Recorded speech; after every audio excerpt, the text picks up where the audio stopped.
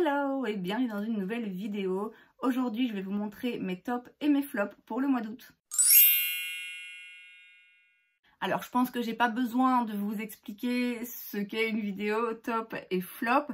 Comme d'habitude, je vais commencer par les flops, comme ça nous permettra de finir sur une note un peu plus positive. On va commencer par un primer de chez Beauty Blender, c'est The Leveler, c'est donc une base réductrice de pores que je n'ai pas du tout aimé. Ça fait un petit moment que je l'ai, mais je me rappelais plus de ce que j'en pensais. Je me rappelais même pas si vraiment je l'avais testé. Ça, c'est un petit échantillon que j'avais reçu. Alors, à l'application, pas de problème. C'est le même genre de texture que la Benefit Professional, mais l'hydratante. Vous voyez, parce qu'elle est quand même un petit peu moins mousseuse et un petit peu plus gel, je dirais. Donc à l'application, pas de souci, bien que ce soit une base qui comble les pores, elle ne pèle pas. Je peux pas dire que j'en remarque qu'elle comble énormément les pores, mais bon, voilà, c'est une base qui lisse quand même. À l'application du fond de teint par-dessus, a priori au début, pas de souci, sauf que après un petit moment, je me rends compte en fait que ça fait l'effet inverse et qu'il y a des endroits, surtout ici au niveau du bas de mes joues. En fait, j'ai l'impression que le fond de teint ne tient pas bien dessus. Il y a une interaction bizarre. Je l'ai essayé évidemment avec différents fonds de teint et pour tout vous dire, la première fois que j'ai remarqué que ça faisait un effet bizarre, j'ai même pas pensé au primer. Je me suis dit tiens, c'est bizarre, mon make-up il a fait un truc un peu louche. J'essaierai des choses différentes le lendemain. Et de fait, j'ai varié les fonds de teint, j'ai varié les poudres et tout. Le dénominateur commun, c'est ça, et je me rends compte que c'est vraiment ça qui fait que, je sais pas pourquoi, mais ça fait l'effet inverse finalement, et après 1 heure ou 2 de port de maquillage, je commence déjà à voir que toute cette section, surtout cette section de mon visage, est juste vraiment pas jolie en fait. Donc voilà, base réductrice de pores, pas dans mon cas. Autre base de Beauty Bay cette fois-ci, c'est le Oil Control Priming Mist. Alors j'ai fait un test en début de mois où je l'appliquais uniquement sur une moitié de mon visage pour voir si en effet on pouvait noter la différence ou pas, puisque ici c'est un primer qui va aider à ce que le sébum et les huiles de la peau ne ressortent pas trop vite. Avec mon type de peau, je m'étais dit parfait, je vais vraiment pouvoir tester la différence et voir la différence. Sauf qu'il n'y en avait pas. Zéro différence. Alors c'est loin d'être le seul primer dans ma collection pour lequel je me rends compte, bon en vrai ça ne fait pas une différence énorme, mais là pour le coup je suis quand même vraiment déçue parce que quand un primer, après qu'on ait appliqué le fond de teint, l'anti-cerne, la poudre et tout, que finalement on voit plus vraiment l'effet du primer, bon c'est une chose, mais là en l'occurrence c'est un effet je trouve qu'on peut voir, qu'on peut vraiment remarquer dans le port du maquillage sur le long terme. Est-ce que ça empêche ou pas mes huiles de ressortir ? Non, pas du tout.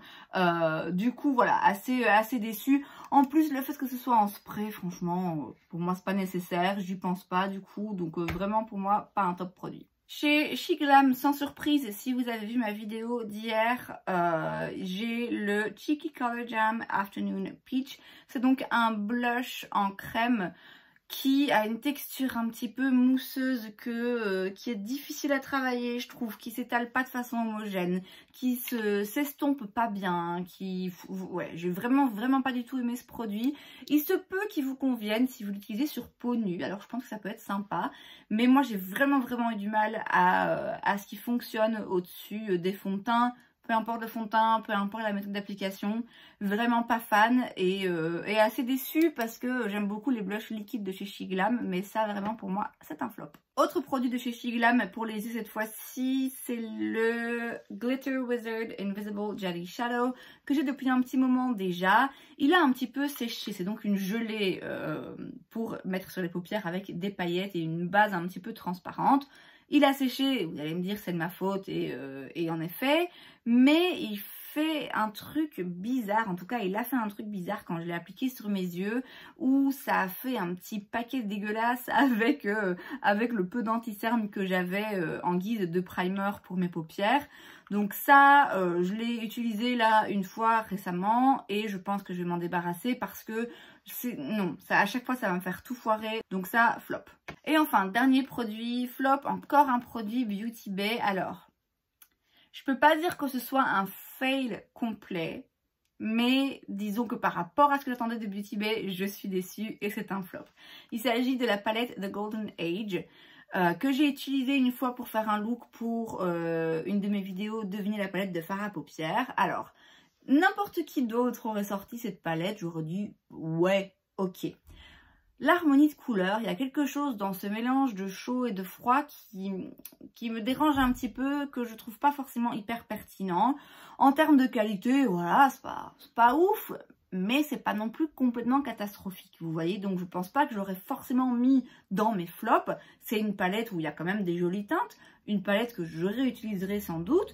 Le look que j'ai créé était joli, en tout cas moi j'en étais contente, mais c'est un flop parce que par rapport à ce que j'ai l'habitude d'utiliser chez Beauty Bay, vraiment on n'y est pas. Les lumineux hein, surtout sont loin d'être aussi crémeux, aussi pigmenté, aussi lumineux, aussi métallique que c'est d'habitude le cas chez Beauty Bay, et du coup je suis vraiment déçue. Cette palette je l'avais eu en réduction, je crois 50% de réduction, un truc comme ça, et déjà de base elle n'est pas chère, donc si vous aimez les teintes, je dis pas que vous allez être déçus, on ne sait pas c'est horrible, pas du tout, c'est une palette correcte. Pour moi c'est un flop parce que je vous dis, je m'attendais à mieux de la part de Beauty Bay, donc vraiment je suis déçue.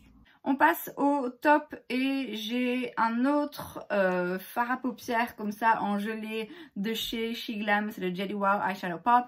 Bon, j'ai pris celui-là juste pour vous montrer un exemple, mais j'en ai utilisé différents. Donc de base c'est plus ou moins le même concept. Ceux-ci ont également séché, mais pour le coup ça m'arrange parce qu'à la base c'était vraiment très liquide. Ici c'est toujours une gelée, hein, je ne sais pas si vous verrez. Mais c'est plus facile à utiliser puisque c'est plus dégoulinant quoi. C'est vraiment quelque chose de très joli, très facile à utiliser. J'ai eu ces dernières semaines la flemme, je crois que c'est ça le mot, vraiment la flemme de créer des looks avec des fards à paupières, de faire du liner et tout. J'étais pas vraiment dans le mood. Pour autant, j'aime bien avoir un petit quelque chose sur mes paupières, auquel cas j'utilisais un petit truc comme ça. Je tapotais légèrement. J'en ai mis un aujourd'hui. Celui que j'ai mis, c'est le Rose Disco. Je sais pas si vous verrez bien. C'est très léger, c'est très discret, mais je trouve ça vraiment très joli. Et autant quand je les avais reçus et quand je les avais utilisés la toute première fois, je m'étais dit oh là là, là ça va être la galère à utiliser. Mais une fois qu'ils ont séché un petit peu, ceux-ci pour le coup, ils sont vraiment bien. Toujours de chez Shiglam, j'ai le mascara Wonder Wave qui était donc le premier produit dans mon classement là que je vous ai posté hier. Alors en soi, je peux pas dire que ce soit mon dieu un mascara absolument dingue. Je le mets dans les tops parce que, bah, comme j'ai dit, c'était le premier produit, donc ça me paraît logique que j'ai mis le dernier dans les flops, le premier dans les tops. Aussi parce que c'est quand même un mascara qui est pas cher. Donc ma foi c'est toujours intéressant de proposer des options à des prix abordables. Et aussi parce que c'est un mascara qui allonge vraiment bien les cils. Alors ici c'est censé être recourbant, moi je trouve qu'il allonge plus qu'il ne recourbe. Personnellement il les étire vraiment bien. J'ai beaucoup aimé le résultat. Il a fallu que je m'y reprenne à quelques fois pour l'apprécier. Mais une fois que j'ai compris vraiment comment l'utiliser, vraiment je l'aime beaucoup. Et c'est pas le genre d'effet que j'ai beaucoup dans ma collection, j'ai beaucoup plus du volume. Donc franchement, une bonne surprise de chez Shiglam. Autre mascara, cette fois-ci de chez Rare Beauty. Alors celui-ci, je pense que j'en ai déjà parlé dans un autre classement, d'un autre haul il y a quelques mois d'ici, mais il me semble pas que j'avais mis dans mes tops ou mes flops. Parce que au début, quand j'ai commencé à l'utiliser, oui, ok, il était sympa, sans plus. C'est-à-dire que par rapport à tout ce que j'en entendais dire, je le trouvais pas particulièrement dingue. En fait, il faut qu'il sèche. Il faut qu'il sèche un petit peu simplement. Et quand vous attendez qu'il ait un petit peu séché, là vraiment, il est incroyable. Je l'ai beaucoup utilisé ce mois-ci. J'ai jamais été déçue. Vraiment un très joli mascara qui apporte du volume, qui est juste très beau. Dernier produit pour les yeux dans mes tops. Il s'agit de la palette Serenity de chez Cosmic Brushes. Qui est juste magnifique. Alors je l'ai utilisé que 2 fois. ça me dépasse un petit peu parce que quand elle était sortie, j'en étais tombée raide amoureuse. J'avais vraiment eu un coup de foudre. J'avais dû attendre et que ça de nouveau en stock. Je m'étais jetée sur le site quand il y avait eu un restock de la palette. Je m'étais battue pour l'obtenir. J'avais ensuite attendu des semaines qu'elle soit livrée chez moi parce qu'elle était restée coincée à la douane. Enfin bref, je l'attendais vraiment avec impatience et finalement je l'ai utilisée que 2 fois. Pas parce qu'elle est pas bien, parce que effectivement c'est vraiment une palette top de chez top, mais juste parce que comme je vous l'ai dit, j'ai eu un petit peu la flemme d'utiliser des fards à paupières. Et là pour le coup c'est des teintes qui exigent quand même un travail et qui demandent un petit peu de faire attention. C'est pas juste une fard à paupières nude que je peux utiliser comme ça, limite les yeux fermés. Mais je l'ai utilisé malgré tout 2 fois. J'ai fait un premier look avec le vert d'eau et le mauve, là quelque chose d'assez pastel que j'ai mis sur Insta. Et j'en ai fait un deuxième avec lequel j'ai pas filmé parce que ma lampe m'a lâché ce jour-là. Mais j'avais fait un autre look où je m'étais concentrée sur les verts et elle est juste magnifique. Il y a beaucoup de bleus. De base, j'aime pas trop les bleus, mais il va falloir que je m'y fasse. Vraiment une très très belle palette. Je la mets dans mes tops malgré le fait que je l'ai utilisée que 2 fois parce que, aussi bien en termes d'harmonie que de formulation, c'est une très très belle palette et les looks que j'ai fait avec étaient juste incroyables. Donc voilà, une top palette. Autre top, l'anti-cerne Dior Backstage. Alors franchement, je m'y attendais pas. Je m'y attendais vraiment pas. Parce que j'avais vu par-ci par-là quelques revues et il me semble qu'il y avait des personnes chez qui il ne fonctionnait pas du tout. Donc j'étais un petit peu sceptique, je ne m'attendais pas à quelque chose de fabuleux. Et il est fabuleux. Alors je vous montre ça parce qu'en fait moi j'avais des petits échantillons que j'avais eu gratuitement, des échantillons quoi. Je ne l'avais pas acheté, donc ça c'est le petit carton où il y avait les échantillons. Vraiment je l'ai adoré, tellement que... il n'est pas impossible que je me le prenne. Un très joli fini, couvrant mais pas asséchant. Il est lumineux mais pas pailleté. Il est juste... oui, il est lumineux, hydratant. Pour autant, il tient, parce que moi, avec les anti-cernants hydratants, ça a tendance à filer un petit peu partout. Il bouge pas, il est juste vraiment top. C'est loin d'être donné, mais ça vaut le coup. Et enfin, dernier produit dans les tops qui est loin d'être un nouveau produit et qui est loin d'être un nouveau produit dans ma collection, mais que j'avais un petit peu oublié et que j'ai redécouvert. Il s'agit du fond de teint Dior Backstage. Alors, quand j'ai testé l'anti-cerne, vous voyez, hein, il y avait 2 échantillons d'anti-cerne et 2 échantillons du fond de teint que j'ai du coup utilisé et vidé, puisque moi, le fond de teint Dior Backstage, je l'ai dans la teinte 1.5N, qui est beaucoup trop clair pour moi en ce moment.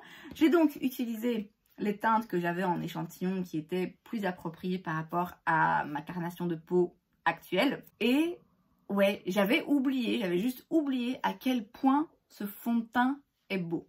Alors, il est pas mat, mais il est pas non plus trop lumineux à mon goût.